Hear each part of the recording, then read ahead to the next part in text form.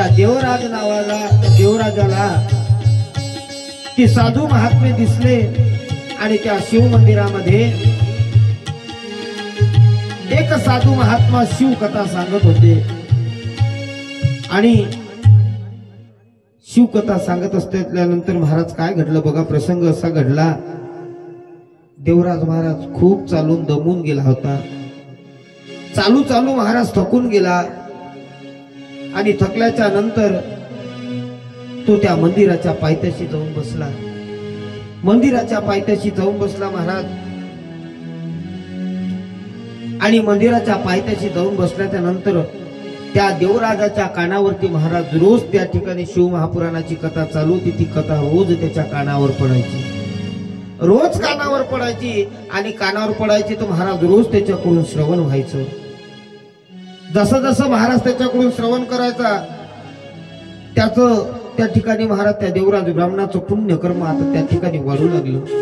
त्यानं जीवनामध्ये काही केलं तर नव्हतं, पण मात्र त्या साधू महात्म्याची कथा त्या मंदिराच्या पायरीपाशी बसून महाराज तो श्रवण करायचा, तर त्यानं त्याचं पुण्यकर्म महाराज वाढत गेलं। त्याच्यामुळं काय झालं महाराज, पुण्यकर्म वाढत गेलं महाराज आणि कथा देवराज त्या ठिकाणी कथा ऐकता ऐकता महाराज त्या मंदिरामध्ये त्या मंदिराच्या पायथ्याशी महाराज पंचतत्वामध्ये विलीन झाला। पंचतत्वामध्ये विलीन झाला महाराज, त्याने आपला प्राण त्या ठिकाणी ठेवून दिला आणि प्राण आपल्या ठिकाणी ठेवल्याच्या नंतर त्या ठिकाणी महाराज यमदूत आले आणि यमदूत आल्याच्या नंतर महाराज त्याला यमलोकामध्ये नेलं गेलं आणि यमलोकामध्ये नेलं महाराज।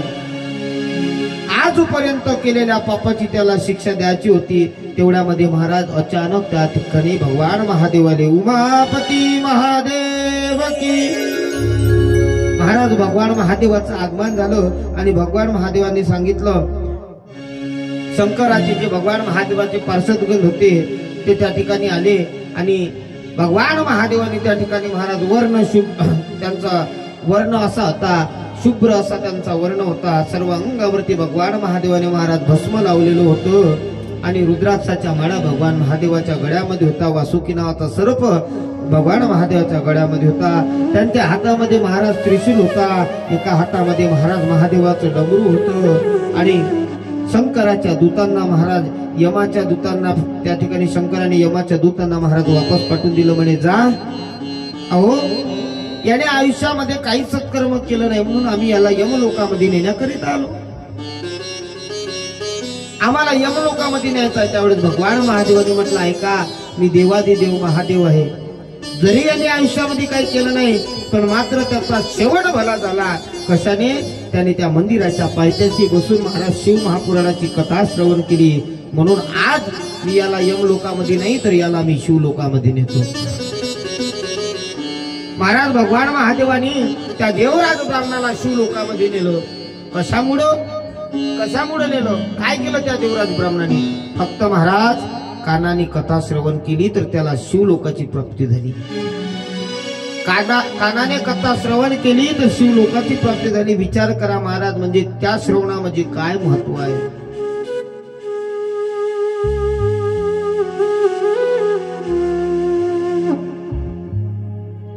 श्रवणे कीर्तने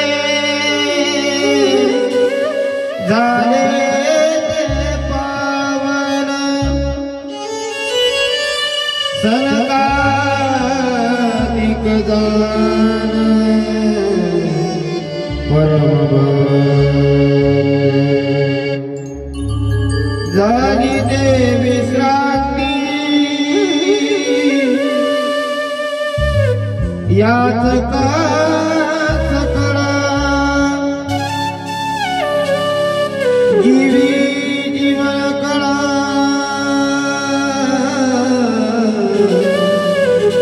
श्री मूर्ती रया।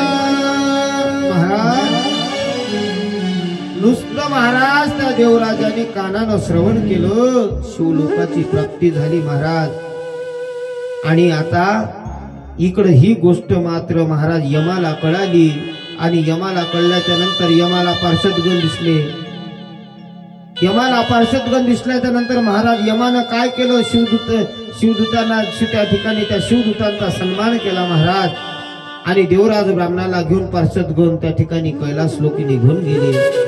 कैलासावरती नेलं महाराज आणि त्यांनी त्या पार्षदगणांनी भगवान महादेवाच्या स्वाधीन करून दिलं महाराज त्या देवराजाला.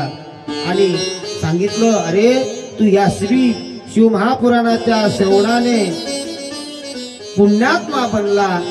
आणि हीच कथा महाराज पुढे चालून शौनकीजींनी सुतजींना सांगितले. या कथेनं महाराज आपल्या मनुष्याच्या जीवनाचं कृत्य होतं महाराज. म्हणून देवराजासारखं काय करायचं, नुसती कथा कानानं श्रवण करायची. म्हणून तुम्हाला सांगतो, आज पहिला दिवस आहे, आज नाही आले तरी चालेल, पण मात्र उद्यापासून सर्वात जास्त संख्यानं यायचं.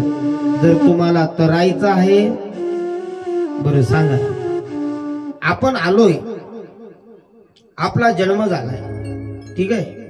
जन्म कशा करिता झाला, कोणीतरी उत्तर द्या, म्हणजे मला पुढचं बोलतंय. जन्म कशा करिता झाला,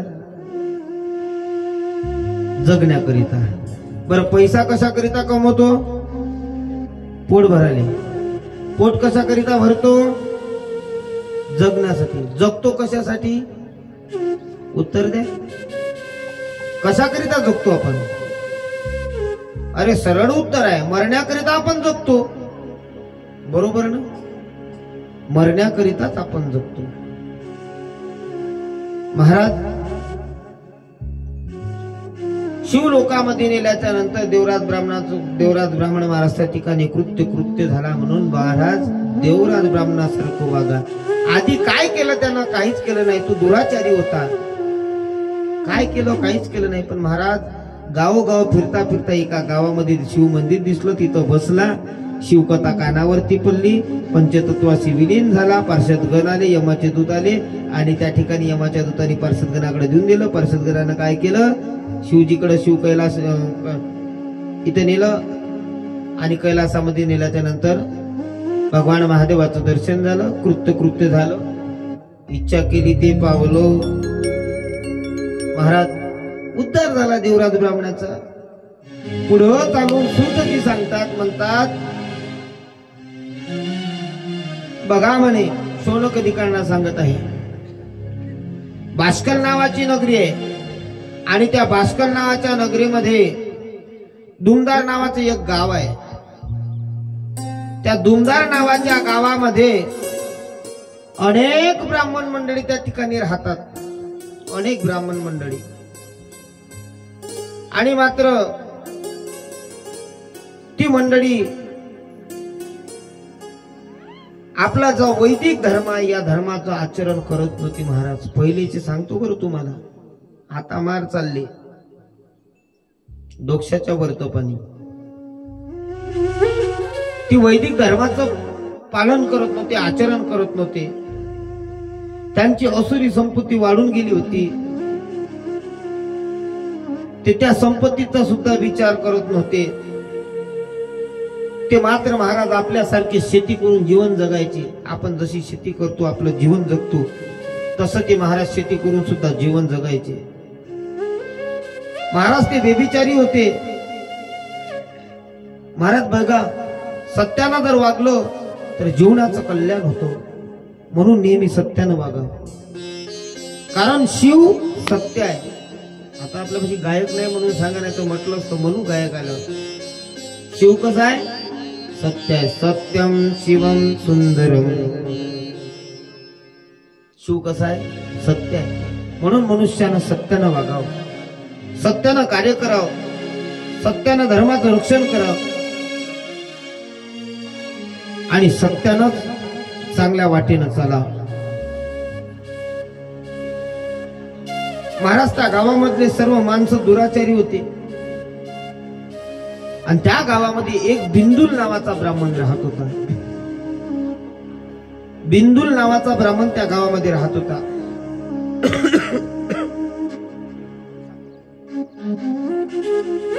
महाराज तो बिंदुल अत्यंत असा दुराचारी होता. तो सुद्धा दुष्कर्म करायचा. बघा त्याची कथा अशी आहे. आणि त्या बिंदुलाच्या पत्नीचं नाव होतं महाराज चंचुला. चंचुला किती सुंदर नाव आहे, चंचुला. महाराज ती चंचुला खूप प्रेम करायचे आपल्या पतिदेवावरती, बिंदुलावरती खूप प्रेम करायचे. ती चंचुला महाराज धर्मानं वागत होती, धर्माचं पालन करत होती, सत्तेनं वागत होती. तरी पण महाराज बिंदूला आपल्या पत्नीची अपेक्षा करत नव्हता. एवढी सुंदर पत्नी त्याला प्राप्त झाली महाराज. पण कसं आहे, कोणाकोणाला सवय असते, चांगली सगुण जर आपल्याला बायको भेटली तर लोकायला बाहेर तोंड खूपसाची आदत असते. हे पहिलेपासून चालत आहे, आतापासूनच नाही, हे पहिले तिथून लागलं म्हणून हे प्रथा चालू केली आहे ना. लोक म्हणते महाराज तुमचा तुम्ही मार सांगता, म्हणतात कुतू कुतू तुमचा कृष्णानं किती खोड्या केल्या तुम्हाला माहित आहे का? तुमच्या कृष्णानं 16,108 बायका केल्या, मान्य आहे ना. त्याच्या घरी संपत्ती होती तेवढी, कृष्णाच्या घरी भरपूर होत. 16,108 बायका केल्या. त्या 16,108 बायकाच्या मुख्य किती 8 सांगितलेले. अरे काही भौमासुराच्या ताब्यामध्ये होत्या, बंदिस्त होत्या, सोडल्या. त्या गोपींनी त्यांनी देवाला मनोमन पती मानलं, लग्न केलं का? 16,108 म्हणजे काय तुम्ही समजले का? नाही समजले? एक काम करायचं, सेवाग्रामला जा, हॉस्पिटलमध्ये पोस्टमॉर्टम बंगल्यामध्ये जा, तिथे एक प्रेत असं, त्या प्रेताचं पोस्टमॉर्टम होते. त्या प्रेताच्या शरीरामध्ये आतड्या पहा आणि नसा पहा किती आहेत. जर आपल्या शरीरामध्ये 16,108 नसा नसन तर मग मला सांगा, 16,108 म्हणजे ह्या शरीराच्या नसा आहे. त्या पत्न्या सांगितल्या. कोण करते 16,108 पत्न्या सांग? दोनच पोषण, एकच पोषण नाही होत तर 16,108 पत्न्याच्या अपेक्षा करतात महाराज. ह्या 16,108 पत्न्या म्हणजे आपल्या शरीरातील नसा आहे. किती नसा आहे आपल्या शरीरामध्ये. आपण दिवसभरामध्ये श्वास घेतो आणि सोडतो, किती घेतो किती सोडतो सांगा बरं. दिवसभरात आपण श्वास घेणे आणि सोडणे किती घेतो, संख्या एक अंक सांगा किती? 21,600. लावा उद्यापासून मोजत राहा दिवसभर तुम्ही घेणे आणि सोडणे. मी 7 दिवस तुमच्या गावात आहो, 7 दिवसामध्ये मला मोजून सांगा किती घेतले आणि किती सोडले. तरी पण महाराज हा बिंदुल परस्त्रीच्या पाठीमागे लागला. परस्त्रीच्या पाठीमागे लागल्याच्या नंतर महाराज त्याने त्या परस्त्री सोबत लग्न केलं. परस्त्री सोबत लग्न केल्याच्या नंतर महाराज चंचुला आपल्या मुलाचं रक्षण करत, त्या मुलाला लहानपणापासून लहानाचं मोठं करत, त्या ठिकाणी त्या मुलाची परिस्थिती महाराज, त्या मुलाला चांगल्या कामी लावायचं, शिकायचं महाराज. चंचुलाला वाटलं आपला पती वाईट मार्गाला गेला म्हणून महाराज चंचुलाची बुद्धी भ्रष्ट झाली. ती सुद्धा आता वाईट मार्गाला लागली. कारण संगत ऐसे की करना महाराज, संगत कोणाची केली पाहिजे? जर तुम्ही जशाच्या संगतीमध्ये राहाल म्हणून त्याला संगत तशी लागते. तुम्ही एखाद्या दारुड्याच्या संगतीत राहाल महाराज, 100तला एकच असतो. दारुड्याच्या संगतीमध्ये राहून तू दारूची सवय लावून घेत नाही. 100तला एकच घेणं, थोडीशी घे. पहिले 5 ml देते महाराज, 5 ml चा 10 ml वर येते, 10 ml चा 20 ml वर येते, मग बंदी बॉटल गिटकते.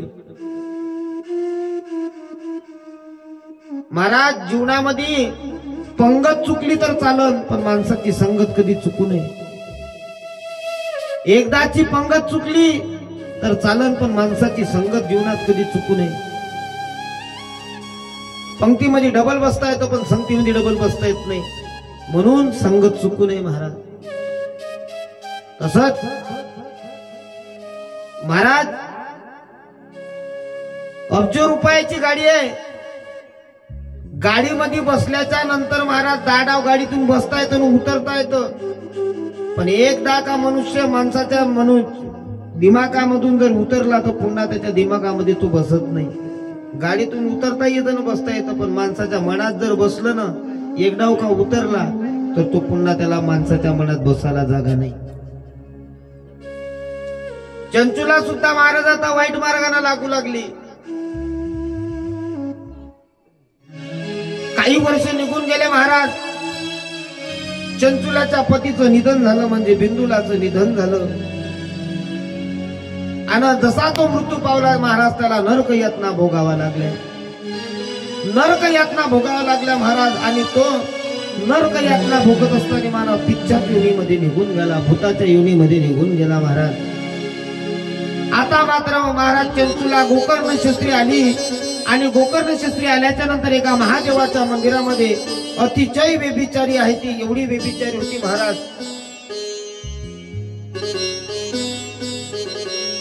त्या महादेवाच्या मंदिरामध्ये एक महात्मा त्या ठिकाणी कथा सांगत होते. ती कथा सांगत असताना महाराज, ज्या स्त्रिया त्या ठिकाणी मनाने त्या ठिकाणी कथा श्रवण करायच्या, ही सुद्धा त्या ठिकाणी गेली. त्या महाराजांनी सांगितलं, ज्या स्त्रिया मनाने जर जी बाई मनानं जर व्यभिचार करत असेल, जी बाई मनामध्ये वाईट विचार आणत असेल, तिला मात्र नरक यातना भोगावं लागतं. तिला यमलोकाची प्राप्ती होतो. मनामध्ये म्हणून म्हणतात, मनामध्ये सुद्धा वाईट विचार आणू नये. मनामध्ये वाईट विचार आणल्याने सुद्धा आपल्याला यमलोक भोगावं लागतो, यमलोकाची प्राप्ती होतो. चंचुलाला कळलं महाराज. चंचुलाने त्या महाराजाचे पाय पकडले, म्हणे महाराज, अहो मी अतिशय व्यभिचारी आहे, मी काय करावं मला सांगा. महाराज, माझ्या हाताने भरपूर असा व्यभिचार घडला. त्या कथा सांगणाऱ्या महाराजाचे महाराज चंचुलाने पाय धरले. महाराज, याचा मार्ग मला सांगा, आपण याचा काहीतरी मार्ग मला दाखवा.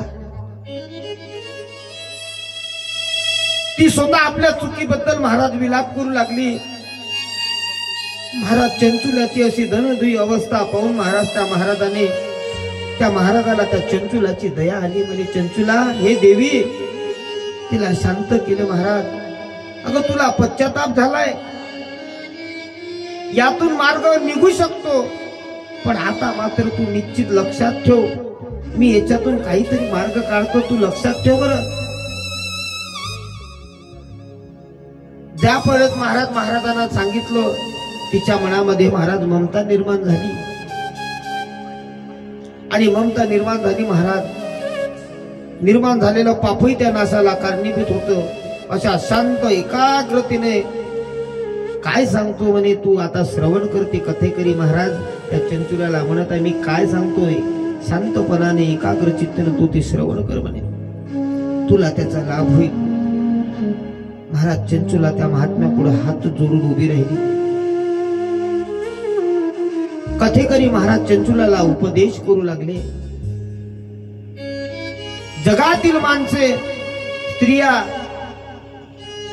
हे पतनशील आहे. अहो, आपण जे कर्म करतो त्याचा आपल्याला अव्यक्त फळ प्राप्त होतो. आणि कालांतराने महाराज ते स्वरूपाला येतो. महाराज शिव महापुराण कथा सुदैवानं ऐकलं. त्यामधून एक कथा मी तुला सांगतो, चंचुला ऐक, श्रवण कर. तिला आपल्या वागण्याचा पश्चाताप झाला महाराज. तिच्या अंतःकरणामध्ये विवेकाचा दीप आता प्रज्वलित झाला. आता तुझ्या मनामध्ये पापाचा विचार देखील निर्माण झाला नाही पाहिजे चंचुला. जर निर्माण झाला तर मात्र याचं तुला फळ भोगावं लागेल. महाराज शिवकथेचा महिमा अगाध आहे. या शिवकथेचा महिमा असा आहे, या शिवकथेचं जर श्रवण जो परमश्रद्धेनं करण महाराज, त्याच्या मनात पापाचा नाश होऊन जातो महाराज. त्याच्या मनात जे पाप आहे त्याचा नाश होऊन जातो महाराज. पश्चाताप झालेल्या त्या शुद्ध पश्चातापाने महाराज त्या ठिकाणी ती शुद्ध झाली. त्या चंचुलाच्या डोळ्यामधून महाराज आनंदाचे अश्रू वाहू लागले. तिच्या डोळ्यातून अश्रुधारा वाहल्या. तिला आपल्या पापी स्वभावाची निरंतर भीती वाटायची. आता मात्र ती आनंदामध्ये त्या ठिकाणी राहू लागली. आणि आनंदाने राहत असताना तिने आता त्या कथेकरी महाराजांनी सांगितल्याप्रमाणे आता चिंचुलाने महाराज भगवान महादेवाची उपासना चालू केली. भगवान महादेवाच्या उपासनेसाठी चंचुला बसली. तिनं गोकर्ण क्षत्रिय राहण्याचा विचार केला आणि गोकर्ण क्षत्रिय आता आपण या ठिकाणी शिवपुराण ऐकावं असा तिनं मनामध्ये विचार केला. महाराज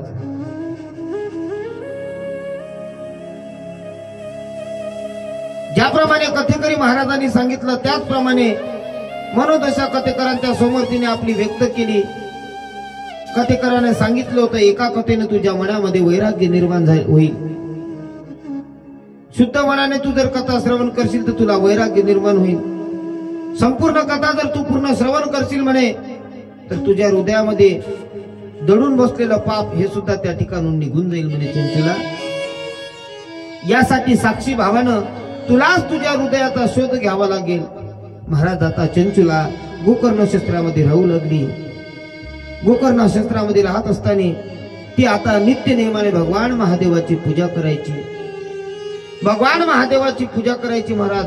आणि एक दिवस काय झालं, तिला भगवान महादेवाचं दर्शन झालं. रात्रंदिवस ज्यावेळेस ती भगवान महादेवाची पूजा करत होती तिला एक दिवस असं घडलं, तिला भगवान महादेवाचं दर्शन झालं. भगवान महादेवाचं जसं दर्शन झालं महाराज चंचुला अतिशय आनंद झाला. चंचुलाला वाटलं आज माझं प्राप्त केलेल्या साधनेचं फळ मला प्राप्त झालेलं आहे. खूप आनंद झाला. भगवान महादेवाने तिला आशीर्वाद दिला. आता ती गोकर्ण सोडून शिवलोकामध्ये गेली आणि शिवलोकामध्ये गेले महाराज. त्या शिवलोकामध्ये गेल्याच्या नंतर तिथलं वातावरण त्या चंचुलीनं आपल्या डोळ्यानं पाहिलं. पवित्र असं वातावरण त्या शिवलोकामध्ये होतं. पवित्र असं वातावरण त्या शिवलोकामध्ये त्या चंचुला मातेनं आपल्या डोळ्यानं पाहिलं. वा म्हणे काय सुंदर वातावरण आहे. ते वातावरण पाहून त्या ठिकाणी ती चंचुला आश्चर्य झाली, चकित झाली महाराज. आणि चकित झाल्याच्या नंतर घडला असा वृत्तांत महाराज. त्या ठिकाणी माता पार्वती बसलेली होती. माता पार्वतीने त्या चंचुला मातेला आवाज दिला म्हणे चंचुला इकडे ये. बोलून घेतलं आणि पार्वती मातेनं महाराज त्या चंचुल्याला आशीर्वाद दिला. आणि आशीर्वाद दिल्याच्या नंतर महाराज ती चंचुला माता पार्वती मातेची सेवा करू लागली. महाराज सात्विक आचरणाने नराचा नारायण होतो हे नित्य सत्य आहे. म्हणून माणसानं प्रत्येक पाऊल महाराज सत्यानं टाकायला पाहिजे.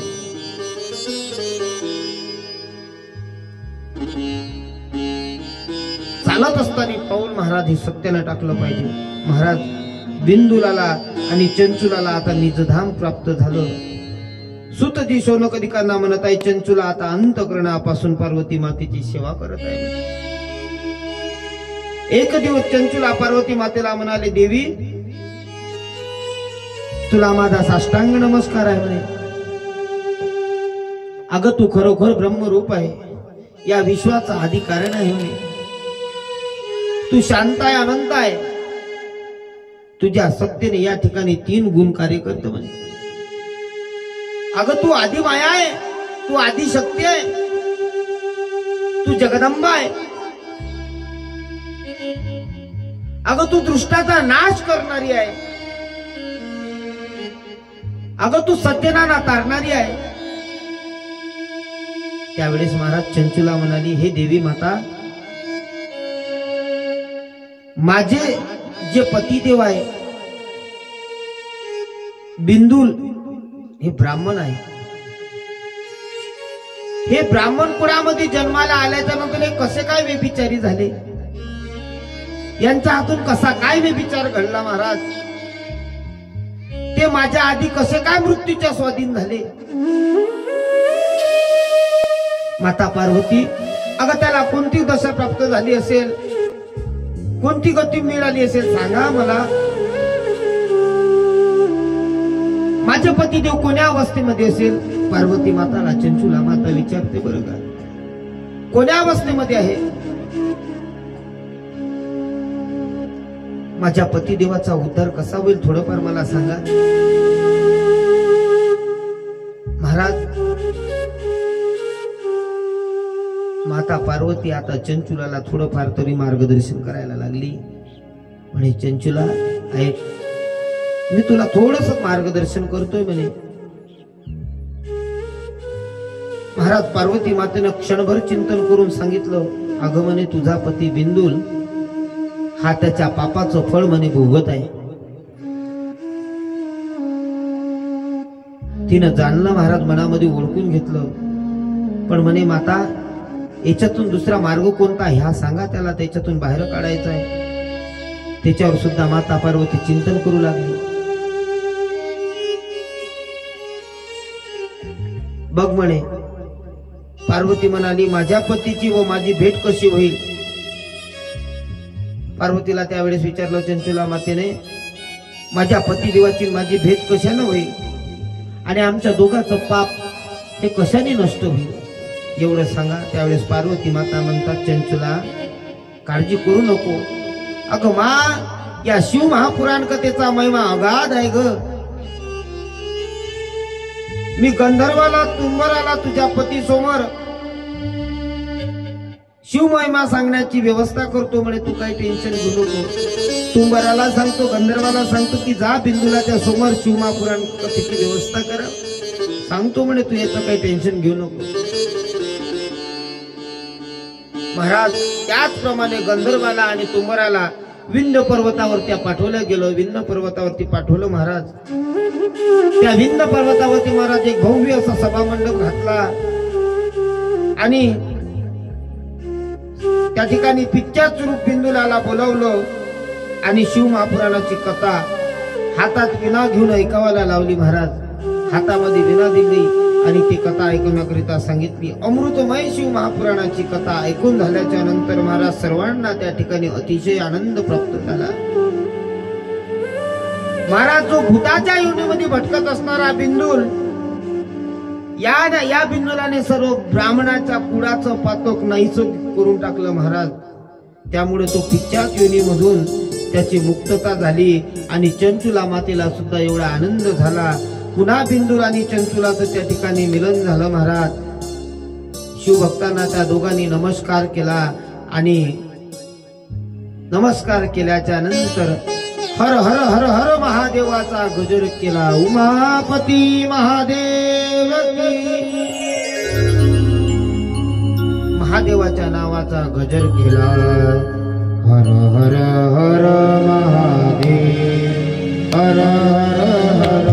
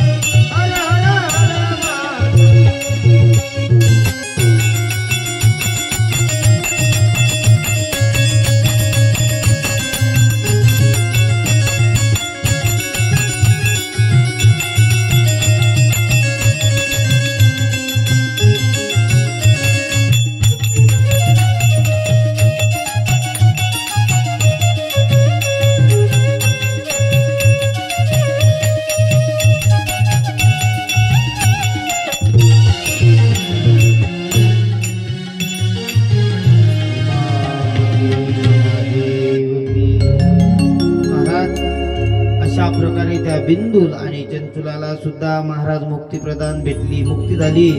आणि काय झालं, पुन्हा त्या दोघांचं त्या ठिकाणी मिलन झालं. अशी महाराज शिव महापुराणाची कथा आहे. या कथेच्या सामर्थ्यानं महाराज माणसाचं जीवन तरून जातं आणि त्याच्याकरिताही आपल्याला कथा श्रवण करावं लागतं. विचार करा,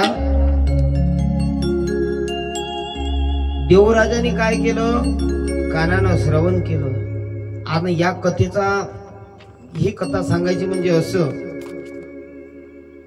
या कथेचा समजण्याचा दृष्टिकोन, बिंदूल आणि चंचुलाच्या कथेचा समजण्याचा दृष्टिकोन म्हणजे असा, ज्या अर्थी बिंदुलाला एक पत्नी होती, पण मात्र त्यानं परस्त्रीशी विवाह केला. का केला, काय काय गरज होती करायची, त्याचे विचार चांगले नव्हते. या कथेच्या, आजच्या कथेचा अर्थ सांगतो तुम्हाला, त्याचे विचार चांगले नव्हते. त्याचे विचार चांगले नव्हते म्हणून त्यांनी परस्त्रीशी लग्न केलं. विचार चांगले असते तर परस्त्रीशी लग्न केलं असतं का?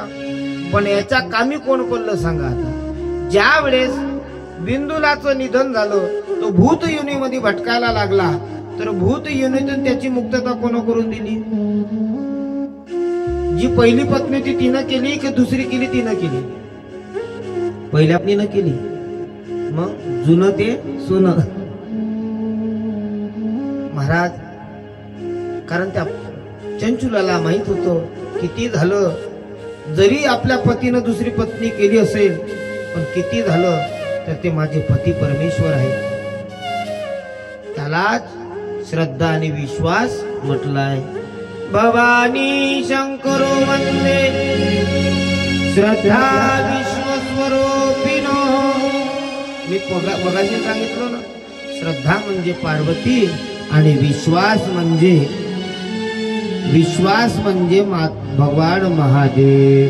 हर हर महादेव शंभो काशी विश्वनाथ गंगे.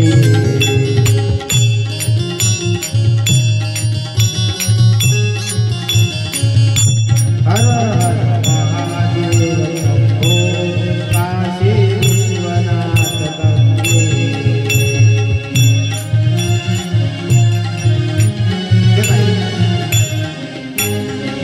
हर हर महादेव शंभो काशी विश्वनाथ गंगे.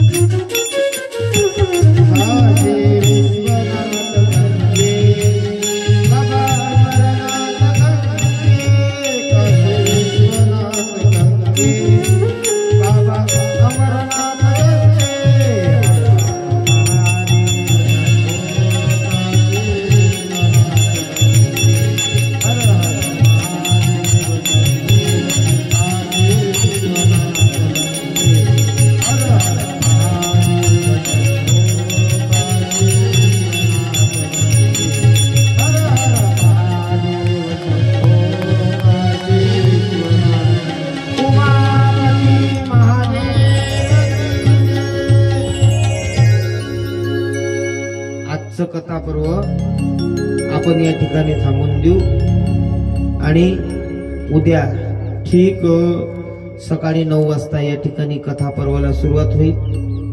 तरी गावातील सर्वात जास्त महिला मंडळी, पुरुष मंडळी यांनी या ठिकाणी उपस्थित राहायचं आहे. आता आरती होईल. यजमान मंडळी आरतीची व्यवस्था करा.